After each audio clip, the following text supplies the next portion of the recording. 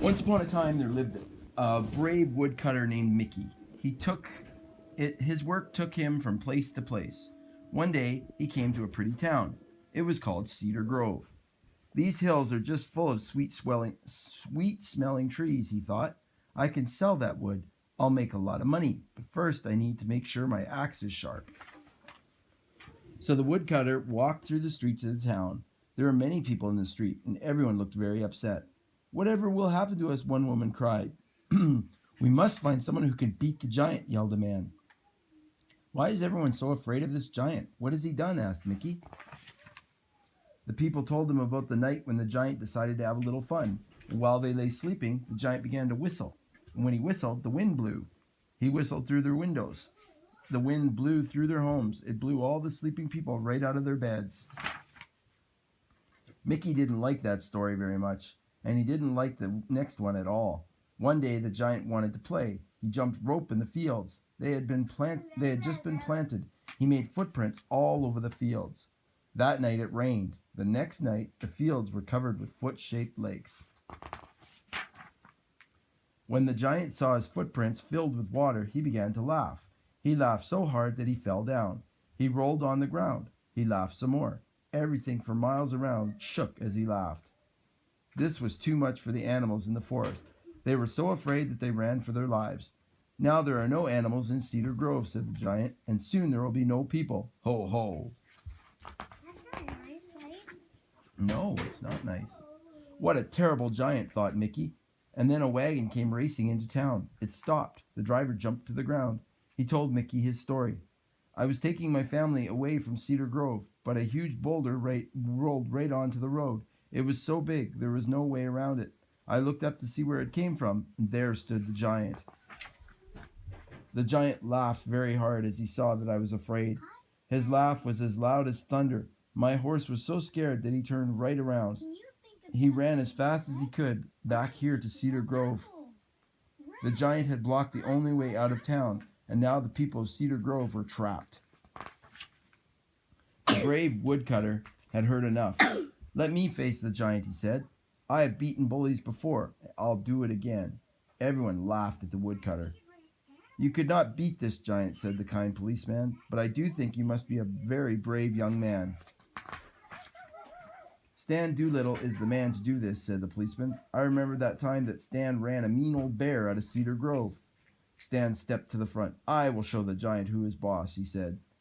But it was not long before Stan came running home. He was dripping wet, and he was very upset. The giant had picked up poor Stan by his hair, and he had dropped Stan right into a cup of tea. That's not good. No. So the people called a town meeting. This time they picked the tallest man in Cedar Grove to challenge the giant. But Tall Tom was not a brave man. He did not want to meet the giant. But at last, off he went. Before the townspeople could count to 3, Tall Tom came running back. I just saw the giant break the tallest tree in the forest into 2 pieces, he cried. I did not want that to happen to me. The people in town did not know what to do next. That does it. I'm going to beat that giant, said Mickey. I may be small, but I'm not afraid. Before I go, I'll need 3 things. I'll need a bag, I'll need a drinking straw, and I'll need the whitest, roundest cheese in town. And I have a plan.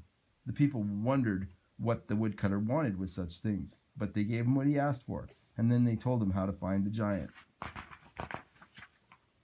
When the woodcutter got to the giant's cave, he looked everywhere, but he could not find the giant. So he walked into the deep, dark cave. And there he found bats and rats, but there was no sign of the giant. The woodcutter decided to wait for the giant. He hopped onto a rock outside the cave. Just then the rock began to shake. Whoa, what's going on here? Cried Mickey. Ho, ho, ho, came the rumbling noise from above. The woodcutter looked up and up and up, and oh, I see, Mickey said. You must be the giant. Well, I am very glad to meet you, said Mickey in a small voice. You mean you're not afraid of me? Asked the giant. Afraid of you? Why, I'm here to challenge you, said Mickey. Ho, ho, ho, thundered the giant. Bigger men than you have tried to beat me. They have failed. I'll just have to show you how strong I am. Watch this, roared the giant. And he wrapped his huge hand around the widest tree in the forest, and he pulled it up as if it were a carrot from the garden. And this, he said, and he pounded his huge hand on the ground. and the ground came apart, and it became a deep, long canyon. "Now it is my turn," said Mickey to the giant. "Watch how far I can blow this leaf." "A leaf?" yelled the giant. "I could blow down 50 trees with one breath." And the giant took a deep breath. Whoosh! And there lay 50 trees on the forest floor. Mickey now knew that his plan would work. "Not bad," he told the giant. "Now it's my turn. Watch how far I throw this stone."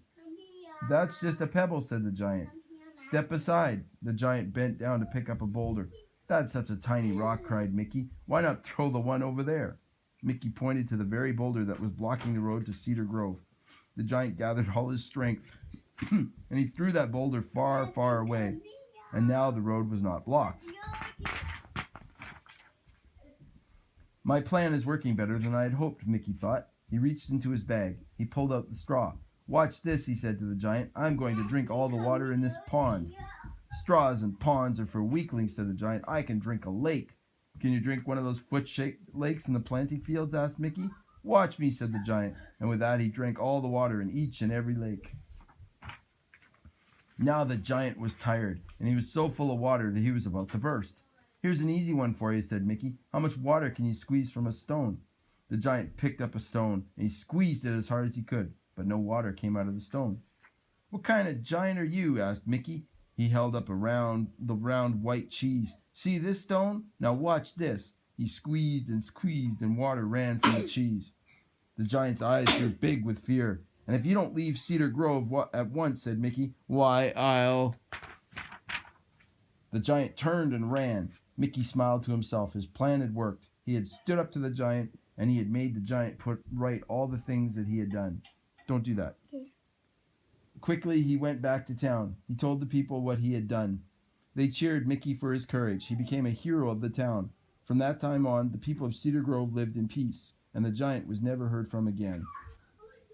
The end.